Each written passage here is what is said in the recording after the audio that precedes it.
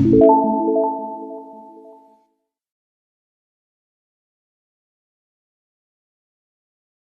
Guys, कैसे हैं आप लोग। तो चलिए स्टार्ट करते हैं आज के सेशन को। और आज का जो सेशन है बहुत ही खास है, क्योंकि आज के सेशन में हम लोग मानव रक्त के बारे में पूरे डिटेल्स में पढ़ने वाले हैं। और इसमें हम लोग स्पेशली देखेंगे कि ह्यूमन जो ब्लड होता है वो क्या होता है, ठीक है, और उसका कार्य क्या क्या है, मतलब कि इसकी संरचना कैसी है और इसका वर्किंग फंक्शन कैसा है। पूरे चीज़ों को हम लोग डिटेल्स में पढ़ेंगे। और आज का ये चैप्टर आपके लिए स्पेशली बनाया गया है। इसके बाद ह्यूमन ब्लड से रिलेटेड आपके कोई भी क्वेश्चंस एग्ज़ाम में पूछे जाएंगे तो आसानी से सॉल्व हो जाएंगे। तो चलिए स्टार्ट करते हैं आज के सेशन को। तो पहले देख लेते हैं कि आज के सेशन में स्पेशल क्या क्या है, मतलब किन मुद्दों पर फोकस करके आज का क्लास हम लोग पढ़ने वाले हैं। तो सबसे पहले ध्यान दीजिएगा, आज का जो क्लास है उसमें हम लोग क्या क्या पढ़ने वाले हैं, इन चीज़ों को देख लेते हैं। तो सबसे पहले हम लोग पढ़ेंगे कि रक्त क्या होता है, मतलब ब्लड क्या होता है, इसको अच्छी तरह से जानेंगे। दूसरा टॉपिक हम लोग पढ़ेंगे कि इसके क्या क्या कार्य होते हैं, मतलब इसका वर्किंग फंक्शन कैसा है, आखिर ये काम कैसे करता है, ठीक है। तीसरा टॉपिक होगा जो लाल रक्त कण मतलब आरबीसी के बारे में पूरे डिटेल्स के साथ पढ़ने वाले हैं। इसके बाद हम लोग पढ़ेंगे कि लाल रक्त कण के क्या क्या कार्य होते हैं। आरबीसी के वर्किंग फंक्शन के बारे में रेगुलरली और रिपीटेडली एग्जाम में क्वेश्चन देखे गए हैं, तो इसलिए ये टॉपिक स्पेशली हम लोग बहुत अच्छी तरह से कवर करेंगे। और आगे हम लोग जानेंगे श्वेत रक्त कण के बारे में, जिसे डब्ल्यूबीसी कहा जाता है, और डब्ल्यूबीसी के बारे में भी हम लोग डिटेल्स में पढ़ेंगे। और इसके साथ साथ इसके जो कार्य हैं इस पर भी स्पेशली फोकस करेंगे और देखेंगे कि इसके आखिर क्या क्या काम है और ये कार्य को कैसे करता है। इसके बाद हम लोग फोकस करेंगे प्लाज्मा में कि आखिर प्लाज्मा होता क्या है और प्लाज्मा इतना चर्चित क्यों है और ब्लड के साथ इसका रिलेशन क्या है। आगे देखिए हम लोग पढ़ने वाले हैं ब्लड प्लेटलेट्स के बारे में, जिसे बिम्बाणु कहा जाता है, और प्लेटलेट्स का वर्किंग फंक्शन क्या होता है इसके बारे में भी पूरी अच्छी तरह से पढ़ेंगे। इसके बाद का टॉपिक हम लोग पढ़ने वाले हैं रक्त का समीकरण, जो ब्लड के अलग अलग ग्रुप्स होते हैं। आपने सुना होगा किसी का ब्लड ग्रुप ए पॉजिटिव होता है, ए नेगेटिव होता है, ओ होता है, ए बी होता है। तो इन सारे ग्रुप्स के कारण क्या क्या होते हैं और इन ग्रुप्स को क्यों बनाया गया है, बेस क्या आखिर, तो इन सारी चीज़ों के बारे में पढ़ने वाले हैं। और इन सब ग्रुप के रिलेटेड जितने सारे आपके जो मन में सवाल घूमते हैं ना, वो आज के बाद पूरी तरह क्लियर हो जाने वाले हैं। तो आगे देखिए इसके बाद हम लोग पढ़ेंगे आरएच फैक्टर के बारे में। बहुत लोगों ने आरएच फैक्टर के बारे में सुना होगा पर जानते नहीं होंगे, और बहुत लोग जानते होंगे तो इसका डिटेल्स पता नहीं होगा। तो आज के बाद आरएच के फैक्टर जो है उसका कोई भी सवाल आपके दिमाग में नहीं आएगा। पूरी अच्छी तरह से हम लोग आरएच फैक्टर को आज क्लियर करने वाले हैं। और इसके बाद हम लोग पढ़ेंगे खून कैसे चढ़ाया जाता है और ब्लड का जो चढ़ाने के जो प्रोसेस होते हैं, क्या क्या उसके लिए सुटेबल कंडीशंस होते हैं, उसके बारे में हम लोग अच्छी तरह से डिस्कस करने वाले हैं।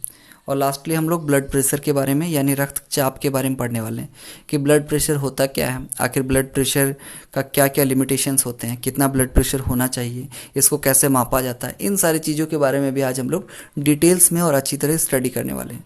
तो चलिए शुरुआत करते हैं आज के क्लास की। और इसमें पहला टॉपिक हम लोग का है कि रक्त क्या होता है। तो ध्यान दीजिएगा, रक्त लाल रंग का तरल पदार्थ होता है जो हमारे शरीर में संचरित होता है। यह लाल रंग का इसलिए होता है क्योंकि इसकी लाल कोशिकाओं में हीमोग्लोबिन नाम का लाल रंग पाया जाता है और रक्त संयोजी ऊतक होते हैं। जी बिल्कुल, रक्त जो होते हैं वो संयोजी ऊतक होते हैं और रक्त में जो लाल रंग होता है वो हीमोग्लोबिन की उपस्थिति के कारण होता है। कभी कभी पूछ लिया जाता है कि रक्त का लाल रंग किस कारण से होता है, तो हमेशा इसको ध्यान में रखिएगा कि हीमोग्लोबिन के कारण ही रक्त का रंग जो होता है वो लाल होता है। तो आगे देखिए इसके काम क्या क्या होते हैं, थोड़ा सा इसके काम की ओर फोकस करते हैं। तो मनुष्य के शरीर में रक्त मुख्यतः तीन काम करता है। 3 टाइप्स ऑफ वर्क किया जाता है रक्त के द्वारा मानव शरीर में, यानी शरीर में जो रक्त का काम होता है वो 3 कैटेगरी में डिवाइड कर दिया गया है। पहला देखिए, शरीर के एक अंग से दूसरे अंग में पदार्थों का परिवहन करता है, जैसे कि श्वास का परिवहन करना या श्वास गैस का परिवहन करना। दूसरा जो कार्य होता है जैसे अपशिष्ट पदार्थ होता है, जैसे कि एंजाइम मान लीजिए, इनका जो रोगों से लड़ने का रक्षा प्रदान करना, इनको एक्टिव करना और इनके थ्रू रोगों से जो लड़ने का जो प्रतिरोध क्षमता है उसको डेवलप करना। और तीसरा जो सबसे इम्पॉर्टेंट काम होता है कि बॉडी के टेम्परेचर यानी तापमान को नियंत्रित करके रखना। तो रक्त के ये 3 काम हमेशा कॉमनली आपको याद होने चाहिए। तो आगे चलिए देखते हैं। अब हम लोग रक्त के काम की आगे की ओर थोड़े डिटेल्स में जाते हैं कि आखिर कैसे वो रक्त कार्य करता है। तो ध्यान दीजिएगा, रक्त जो है मैंने आपको कहा कि शरीर के तापमान यानी टेम्परेचर को बाउंड करता है कि मैक्सिमम शरीर का टेम्परेचर कितना होना चाहिए। इसे ना ज़्यादा जाने देता है ना ही कम जाने देता है, एकदम एग्जैक्ट एक लेवल को ये बनाए रखता है। दूसरा जो रक्त का काम होता है, ये ऑक्सीजन जो होता है उसे फेफड़ों से लेता है और इसे पूरे शरीर के अन्य अन्य अंगों में संचरित करता है। बिल्कुल, ऑक्सीजन को पूरे शरीर में सप्लाई करने का जो काम होता है वो भी रक्त का ही होता है। आगे देखिए, यह सांस भरकर छोड़ने के लिए शरीर की कोशिकाओं से कार्बन डाइऑक्साइड लेकर उसे फेफड़ों में पहुंचाता है। जी बिल्कुल, शरीर के जो अलग अलग सेल्स होते हैं उसमें जो कार्बन डाइऑक्साइड होता है उसको ये कंज्यूम करता है, एकत्रित करने के बाद इसे फेफड़ों तक पहुंचाता है, ताकि हमारे फेफड़े इसे कार्बन डाइऑक्साइड को नासिका द्वारा बाहर फेंक सके। तो चलिए आगे देखते हैं रक्त का क्या काम होता है। जी बिल्कुल, यह छोटी आंत में पाए जाने वाले भोजन को लेता है और उसे शरीर के सभी अंगों तक पहुंचाता है। ये भोजन जो होता है उसमें जो मिनरल्स होते हैं उसको बॉडी के अलग अलग पार्ट में डिस्ट्रीब्यूट करने का भी जो काम होता है वो भी ब्लड के द्वारा ही किया जाता है। तो चलिए आगे देखते हैं और इसके क्या क्या काम होते हैं। जी हाँ, ध्यान दीजिएगा, ये अंतर्स्रावी जो ग्रंथियाँ होती हैं उनमें हार्मोन को लेता है और उनसे हार्मोन को जो लेता है उसको फिर शरीर के अन्य अन्य भागों तक पहुंचाता है। जी बिल्कुल, हार्मोन्स का जो सप्लाई होता है वो रक्त के द्वारा ही किया जाता है। हार्मोन को रक्त के द्वारा सप्लाई करने के कारण ही हमारे शरीर में जो हार्मोन की मात्रा है वो बैलेंस्ड रहती है। और आगे देखिए, जो रक्त होता है वो जिगर से अपशिष्ट पदार्थ यानी यूरिया को लेता है और उत्सर्जन हेतु उसे गुर्दे में ले जाता है। जो यूरिनरी डिस्चार्ज होता है उसको भी रक्त के द्वारा ही किया जाता है। जी बिल्कुल, ये गुर्दे से उसको लेकर जो डिस्चार्ज जो स्थल है वहाँ तक पहुँचाता है ब्लड। तो आगे देखते हैं, चलिए। हाँ, और इम्पॉर्टेंट एक काम इसका याद रखिएगा कि ये हमेशा शरीर को संक्रमण से बचाए रखता है।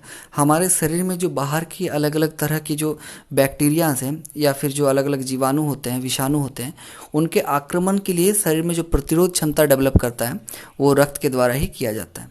तो चलिए आगे चलते हैं। आगे इम्पॉर्टेंट है, ध्यान दीजिएगा कि रक्त है उसमें मुख्यतः 4 चीज़ें पाई जाती है। मतलब रक्त का निर्माण 4 चीज़ों से होता है और वो 4 चीज़ें क्या क्या हैं। जी बिल्कुल, पहला है प्लाज्मा, दूसरा है लाल रक्त कण जिसे लाल रक्त कोशिका या आरबीसी के नाम से जाना जाता है। तीसरा होता है श्वेत रक्त कण जिसे सफ़ेद रक्त कणिकाएं या कोशिकाएं और डब्ल्यूबीसी के नाम से जाना जाता है। और होता है एक प्लेटलेट्स जिसे बिंबाणु हम लोग कहते हैं। तो चलिए आगे इन सब चीज़ों के बारे में थोड़ा डिटेल्स से जाते हैं। सबसे पहले डिस्कस करेंगे प्लाज्मा। आपने प्लाज्मा के बारे में सुना होगा और हाल ही में प्लाज्मा बहुत चर्चा में है, क्योंकि आपको पता होगा कि पूरी दुनिया अभी वर्ल्ड पैंडेमिक कोरोना वायरस से सर्वाइव कर रही है। और कोरोना वायरस से सर्वाइव करने के कारण क्या हो रहा है कि प्लाज्मा थेरेपी जो है वो काफ़ी चर्चा का विषय बना हुआ है। तो इसमें क्या होता है मैं आपको डिटेल्स में बताऊँगा, पहले प्लाज्मा के बारे में जान लीजिए। तो ध्यान दीजिए, तरल रक्त के तरल हिस्से का प्लाज्मा कहते हैं। जी बिल्कुल, रक्त का जो तरल हिस्सा होता है ना उसको प्लाज्मा कहते हैं और ये रंगहीन तरल होता है। इसमें 90% जो होता है पानी होता है, प्रोटीन होता है और अकार्बनिक जो होता है लवण होते हैं। इसमें घुलनशील रूप से ग्लूकोज, एमिनो एसिड, वसा, यूरिया, हार्मोन, एंजाइम आदि जैसे कुछ कार्बनिक पदार्थ भी होते हैं। शरीर में यह घुलनशील पदार्थों को एक से दूसरे हिस्से में पहुंचाता है। और प्लाज्मा के प्रोटीन में एंटीबॉडीज होते हैं जो बीमारियों और संक्रमण के खिलाफ शरीर की रक्षा प्रणाली में सहायता करते हैं। जी बिल्कुल, प्लाज्मा में जो प्रोटीन पाया जाता है उसमें एंटीबॉडीज होते हैं जो शरीर में बीमारियों के संक्रमण से बचाता है। और शरीर के बीमारियों के संक्रमण से बचाने के कारण ही हमारा जो एंटीबॉडीज है वो शरीर के विभिन्न प्रकार के जो रोगाणु होते हैं उसको नष्ट कर देता है। अब मान लीजिए कोरोना वायरस से जो पेशेंट ठीक हो रहे हैं उनके शरीर में एंटीबॉडी निर्माण हो रहा है क्योंकि वो लोग कोरोना वायरस से सर्वाइव कर पा रहे हैं। तो अब प्लाज्मा थेरेपी में क्या किया जाएगा, उनके बॉडी से ब्लड को लिया जाएगा और ब्लड में जो प्रोटीन है उसमें जो प्लाज्मा है उसे जो अस्वस्थ कोरोना वायरस से पीड़ित व्यक्ति हैं उसके शरीर में इंजेक्ट किया जाएगा। और इंजेक्ट करने के बाद अगर वो स्वस्थ हो जाते हैं तो प्लाज्मा थेरेपी सक्सेस हो जाता है। तो एक शरीर के ब्लड के प्रोटीन को दूसरे शरीर में ट्रांसफ़र करना बाय इंजेक्ट, इसी को प्लाज्मा थेरेपी कहा जाता है। ठीक है, तो चलिए आगे चलते हैं। जी हाँ, अब हम लोग लाल रक्त कण के बारे में डिटेल्स में जानने वाले हैं कि लाल रक्त कण क्या होता है, इसके कार्य क्या क्या होते हैं और ये फंक्शन कैसे करता है। तो सबसे पहले ध्यान दीजिएगा कि लाल रक्त कण होते क्या हैं। तो इसे एरिथ्रोसाइट के नाम से भी जाना जाता है। ठीक है, और डिस्क के आकार वाली ये कोशिकाएं मध्य में अवतल होती है और इन्हें माइक्रोस्कोप से देखा जा सकता है। आरबीसी फेफड़ों से ऑक्सीजन लेते हैं और उसे शरीर के सभी कोशिकाओं तक पहुंचाते हैं। इसमें नाभिक नहीं होता है, ध्यान दीजिएगा, इसमें नाभिक नहीं पाया जाता है और हीमोग्लोबिन नाम का वर्णक होता है। ये हीमा नाम के लौह वर्णक और ग्लोबिन नाम के प्रोटीन से मिलकर बना होता है। जी बिल्कुल, आरबीसी जो होता है उसमें हीमोग्लोबिन पाया जाता है और प्रोटीन नहीं पाया जाता है। प्रोटीन पाया जाता है और उसमें जो केंद्रक होते हैं ना, नाभिक, वो नहीं पाए जाते हैं। और केंद्रक के नहीं पाने के कारण भी एक हो सकता है कि इनका लाइफ बहुत कम है। ठीक है, तो आगे इसको हम लोग डिटेल्स में डिस्कस करते हैं। देखिए क्या है।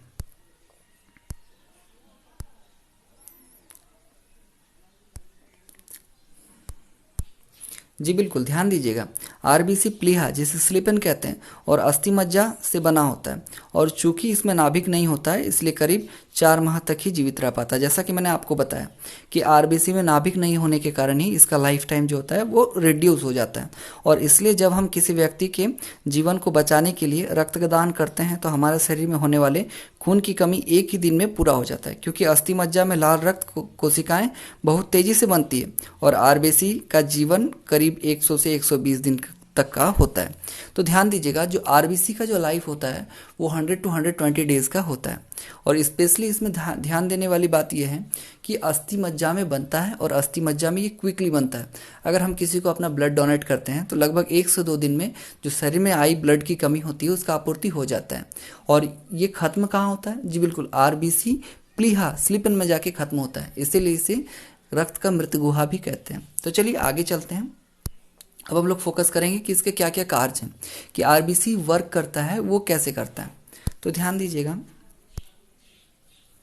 आरबीसी में पाए जाने वाले हीमोग्लोबिन खुद में एक रासायनिक यौगिक का निर्माण कर फेफड़े से ऊतकों से ऑक्सीजन प्राप्त करता है। जी बिल्कुल, फेफड़े के जो ऊतक होते हैं उनसे ऑक्सीजन प्राप्त करता है आरबीसी और यह ऑक्सीजन ऊतकों तक ले जाया जाता है और जहां इसका प्रयोग ऊर्जा उत्पादित करने के लिए रासायनिक प्रक्रिया में किया जाता है और इसके बाद यह इन प्रक्रियाओं से उत्पादित हुए कार्बन डाइऑक्साइड से मिलता है और हृदय के साथ फेफड़े के पास जो होते हैं वो वापस जाता है और जहां चक्र फिर से शुरू हो जाता है। जी बिल्कुल, पहले तो ये बॉडी से जो जितने सारे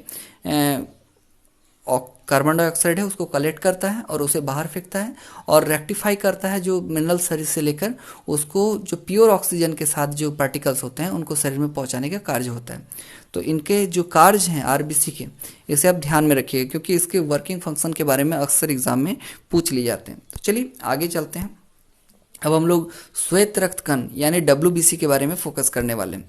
तो सबसे पहले ध्यान दीजिएगा कि डब्ल्यूबीसी जो होता है उसको ल्यूकोसाइट के नाम से भी जाना जाता है और ये संक्रमण से लड़ते हैं और हमें बीमारियों से बचाते हैं, क्योंकि ये रोग के कारण कीटाणुओं को खा जाते हैं। इसी कारण इन्हें शरीर का रक्षा प्रणाली का सैनिक भी कहा जाता है, इन्हें शरीर का सोल्जर्स कहते हैं। ठीक है, और इसी कारण होता है कि इन्हें हम लोग सोल्जर्स के नाम से जानते हैं। ये गोल या नियमित आकार के गोले अर्ध पारदर्शी कोशिकाएं या नाभिक वाली होती हैं और इन्हें माइक्रोस्कोप से देखा जा सकता है। ये आरबीसी से थोड़े से बड़े होते हैं। जी बिल्कुल, इनका जो आकार होता है वो आरबीसी से थोड़ा सा बड़ा होता है, पर स्पेशली ध्यान रखिएगा इसमें सबसे स्पेशल चीज़ जो है कि इसमें केंद्रक पाया जाता है और यही सबसे खास होता है कि ये इसको आरबीसी से अलग करता है। ठीक है, और ये रंगहीन होता है, कलरलेस होता है, इसमें कोई कलर नहीं होता है। तो चलिए आगे देखते हैं कि आखिर श्वेत रक्तकण के बारे में और क्या हम लोग डिटेल्स में जान सकते हैं। तो चलिए देखिए, कुछ श्वेत रक्त कणिकाएं संक्रमण का मुकाबला करने के लिए एंटीबॉडीज कहे जाने वाले रासायनिक बना सकती है और इस तरह हमारे शरीर में प्रतिरोध क्षमता प्रदान करती है। रक्त में डब्ल्यूबीसी की संख्या लाल रक्त कणिकाओं की संख्या के मुकाबले बहुत कम होती है। डब्ल्यूबीसी जो हमारे शरीर में पाया जाता है वो काफ़ी कम होता है आरबीसी की तुलना में, परंतु मेन बात इसका जो फंक्शन होता है इसे ध्यान में रखिएगा कि ये शरीर में एंटीबॉडीज को डेवलप करता है और हमारे शरीर को रोगाणुओं से लड़ने के लिए क्षमता प्रदान करता है। तो चलिए आगे देखते हैं। अब इसके थोड़े कार्य की ओर फोकस करते हैं कि आखिर डब्ल्यूबीसी के क्या क्या कार्य होते हैं। तो मोटे तौर पर डब्ल्यूबीसी शरीर में रक्षा प्रणाली के तौर पर काम करता है। डब्ल्यूबीसी में कई प्रकार के टाइप्स होते हैं जो विशेष रूप से काम करते हैं, जैसे कि न्यूट्रोफिल्स एक टाइप है जो कुल डब्ल्यूबीसी का 65 से 70% होता है और हमला करने वाले बैक्टीरिया पर हमला कर देता है और उन्हें अपनी गिरफ्त में ले लेता है। जी बिल्कुल, डब्ल्यूबीसी के कई टाइप्स होते हैं, ठीक है। और उन टाइप्स में जो एक टाइप है वो न्यूट्रोफिल्स है। और न्यूट्रोफिल्स क्या करता है, शरीर में जो बैक्टीरिया हमला करते हैं उसको अरेस्ट कर लेता है और अरेस्ट करके उनको हमला करके मार देता है। और इसकी मात्रा शरीर में कितना होती है, तो बिल्कुल 65 से 70% ये शरीर में पाया जाता है, ठीक है। चलिए आगे देखते हैं। लिम्फोसाइट भी एक प्रकार का डब्ल्यूबीसी का पार्ट है और ये डब्ल्यूबीसी का 25% होता है। और ये भी एंटीबॉडीज उत्पादित करता है जो एंटीजेंस से शरीर की रक्षा करता है। और एंटीजेंस क्या होते हैं, जो शरीर में जो अटैक करने वाले जो बैक्टीरिया तो नहीं कहेंगे एक्चुअली, जो अदर पार्टिकल्स होते हैं उसको एंटीजेंस कहते हैं, ठीक है। और संक्रमण के खिलाफ हमें प्रतिरोध क्षमता प्रदान करता है।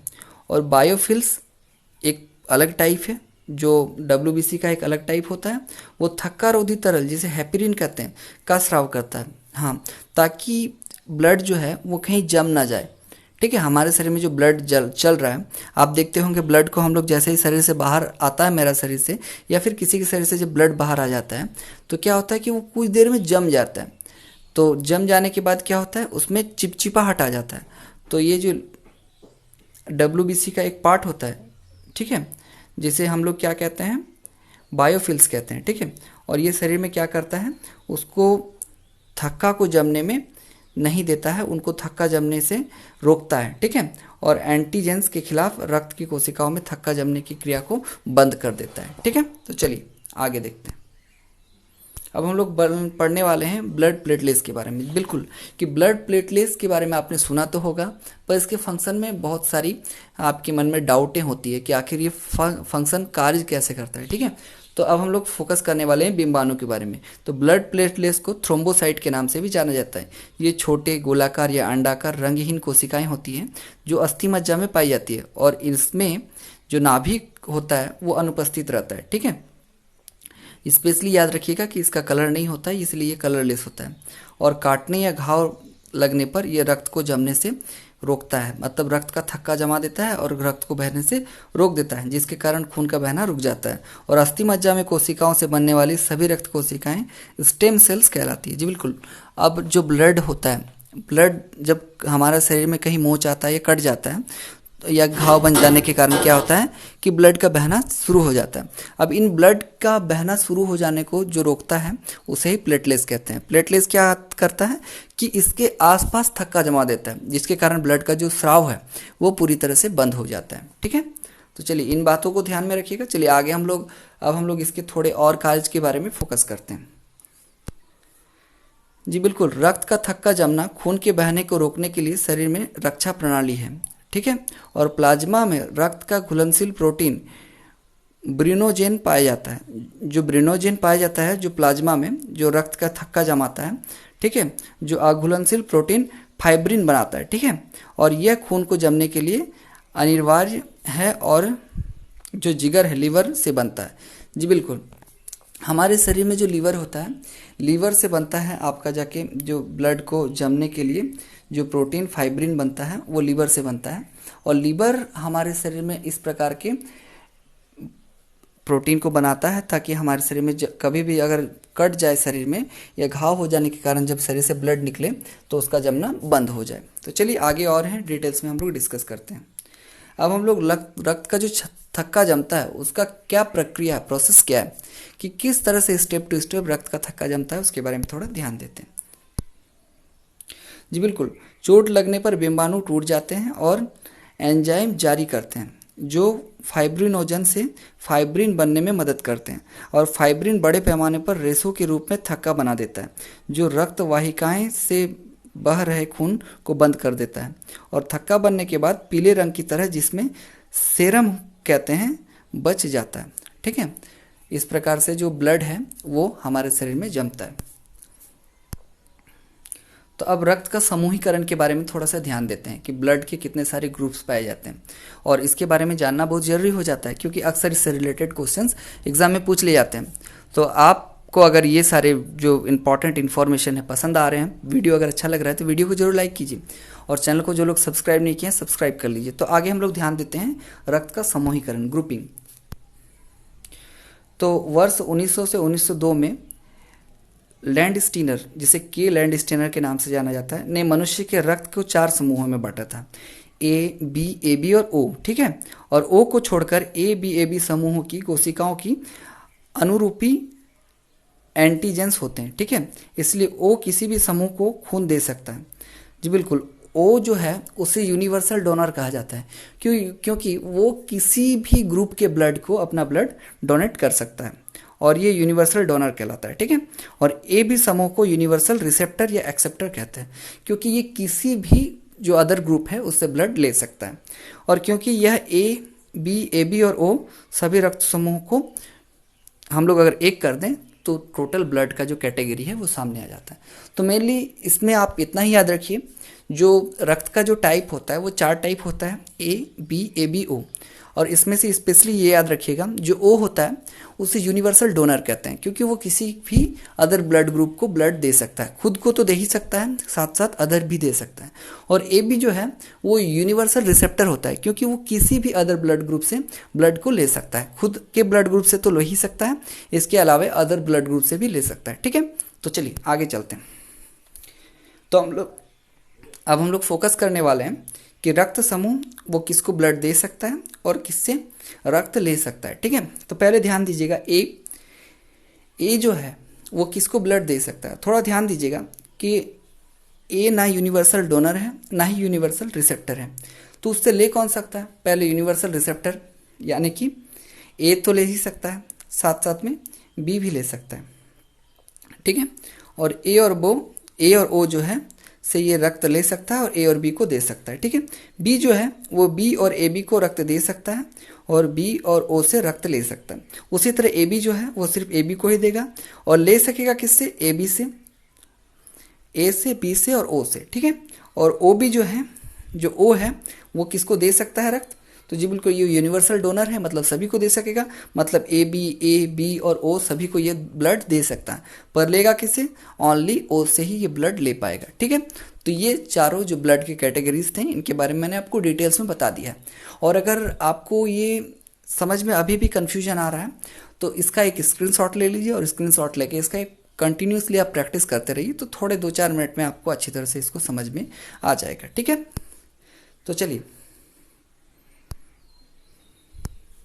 अब हम लोग RH फैक्टर के बारे में थोड़ा सा फोकस करते हैं कि RH फैक्टर क्या होता है। आपने सुना होगा कि RH फैक्टर बहुत ही इंपॉर्टेंट है, तो आखिर क्या है RH फैक्टर, तो चलिए देखते हैं। जी हाँ बिल्कुल, ये एक प्रकार का रक्त एंटीजन होता है, ये ब्लड का एक प्रकार का एंटीजन होता है, ठीक है। और इसकी खोज 1940 में लैंड स्टीनर और AS वेनर ने की थी। ये खून चढ़ाने, जो ब्लड का हम लोग ट्रांसफॉर्मेशन करते हैं या फिर किसी को डोनेट करते हैं, ठीक है, या ट्रांसफ्यूज़न कहते हैं, के दौरान महत्वपूर्ण भूमिका निभाता है। RH फैक्टर अग्लूटिनोजेन होता है जो ज़्यादातर लोगों के RBC में पाया जाता है और इसे RH प्लस कहते हैं। जी बिल्कुल, RH फैक्टर में जो स्पेशली जो इसकी उपस्थिति होती है वो किसी ज़्यादातर तो पाया ही जाता है, पर जिनमें पाया जाता है उनको RH प्लस कहा जाता है, ठीक है।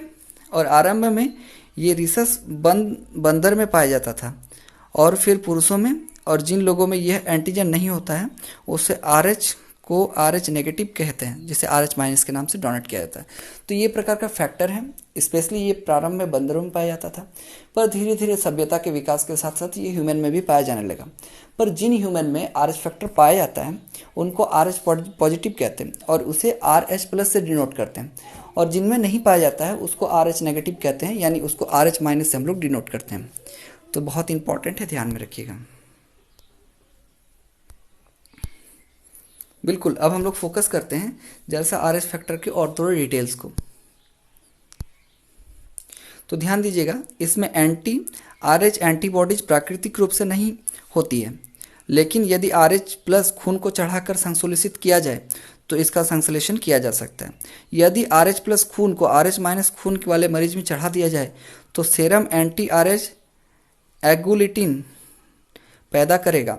यदि RH प्लस खून का एक और खुराक दिया जाए तो जैसे ही दानकर्ता खून मरीज के शरीर में प्रवेश करेगी, एंटी RH एगुलिटिनिन खून में RBC का पिंड बना देगा। बिल्कुल। और इस प्रकार से शरीर में जो आरबीसी का है उसका एक पिंड बना देता है आरएच प्लस। अब हम लोग खून को कैसे चढ़ाते हैं, सबसे बड़ा इंपॉर्टेंट बात हो जाता है कि खून को चढ़ाया कैसे जाता है। इससे रिलेटेड अक्सर मन में डाउट्स होते हैं कि खून को कैसे चढ़ाते हैं। तो देखिए, सबसे पहले ध्यान देने वाली बात यह है कि यह तकनीक सबसे पहले जेम्स ब्लंडेड ने 1825 ईस्वी में विकसित की थी। यह एक व्यक्ति दानकर्ता के शरीर में खून का इंजेक्शन दूसरे व्यक्ति के परिसंचरण तंत्र में लगाने को खून का चढ़ाना कहते हैं। जी बिल्कुल।